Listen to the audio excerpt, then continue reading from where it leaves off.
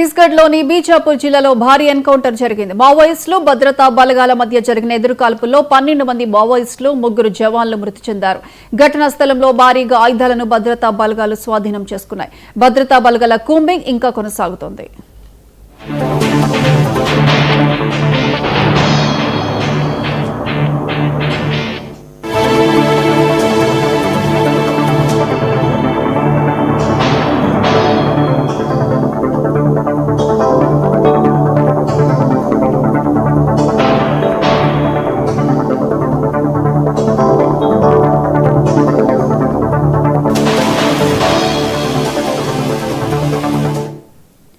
ఛత్తీస్గఢ్లోని బీజాపూర్ జిల్లాలో భారీ ఎన్కౌంటర్ జరిగింది. మావోయిస్టులు భద్రతా బలగాల మధ్య జరిగిన ఎదురుకాల్పుల్లో 12 మంది మావోయిస్టులు 3 జవాన్లు మృతి చెందారు.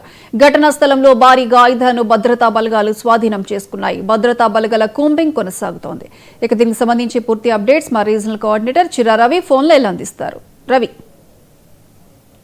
ఇప్పటికే ఏదైతే తెలంగాణ అట్లాగే బీజాపూరు మొత్తం జిల్లాల్లో ఉన్నటువంటి ఏదైతే మావోయిస్టుల మీద పెద్ద ఎత్తున దాడి జరుగుతున్న నేపథ్యంలో బీజాపూర్ జిల్లాలో భద్రతా దళాలకి అట్లాగే మావోయిస్టుల మధ్య పెద్ద ఎత్తున ఎదురుకాల్పులు జరిగాయి. అయితే ప్రధానంగా ఛత్తీస్గఢ్ ఉన్నటువంటి బీజాపూర్ వెస్ట్ బస్తర్లో ఉన్నటువంటి ఏదైతే అటీ ప్రాంతంలో ప్రధానంగా పోలీసులకు మావోయిస్టులు జరిగినటువంటి ఎదురుకాల్పులలో ఇప్పటికే 5 మావోయిస్టులు అట్లాగే 3 భద్రతా బలగాల సంబంధించినటువంటి జవాన్లు మృతి చెందడం జరిగింది. అయితే ఈ యొక్క ఎదురుకాల్పులకు సంబంధించినటువంటి దాంట్లో ప్రధానంగా ఈ 5 అంటే మృతి చెందినటువంటి మావోయిస్టులు ఒక ప్రధానమైనటువంటి నాయకత్వంగా ఇప్పటికే చెప్తున్నారు. అయితే ఇప్పటికే డిఆర్జీ సంబంధించినటువంటి మృతి చెందినటువంటి 3 కూడా వివిధ పోలీసు బలగాలకు సంబంధించినటువంటి వారిగా గుర్తించారు. అయితే ప్రధానంగా ఇంత భారీ ఎన్కౌంటర్ జరగటం వెనక మొత్తం ఏదైతే గతంలో ఏదైతే మావోయిస్టులు ప్రధానంగా